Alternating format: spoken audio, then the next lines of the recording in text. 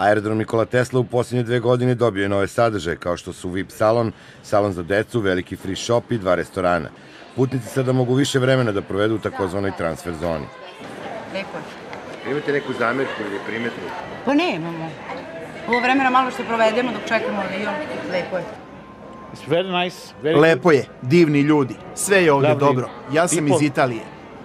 Prva faza rekonstrukcije terminala aerodroma Nikola Tesla vredna 650 miliona dinara je gotova.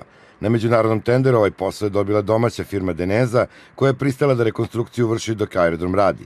U vreme rekonstrukcije aerodrom je letos oborio i rekord po broju usluženih i otpremljenih putnika. Znači dosta u smislu podizanja kompetencija, znanja i referenci firme, s obzirom da ovakvi projekti su retkost na tržištu građevinskom u Srbiji i završiti jedan ovakav projekat u svakom slučaju znači mnogo, a s druge strane smo i dokazali da domaća operativa građevinska posjeduje znanja i iskustva da se nosi sa ovakvom vrstom projekata. Uvedena je savremena elektronska oprema za detekciju oružja i eksploziva, rekonstruisani su toaleti na samim izlaznim terminalima i stvorena baza novog prostora. Ovdje će uskoro u potpuno novom interijeru biti otvorene prodavnice najpoznatijih svetskih marki, ali i srpska kuća, gdje će se podavati domaći proizvodi, narodna radinost, suveniri, alkoholna pića.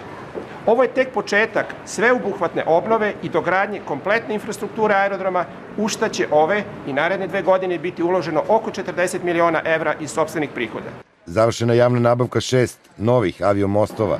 Na tenderu je pobedila kineska kompanija koja će isporučiti savremene mostove koji se prilagođavaju tipu aviona koji je na prijemu.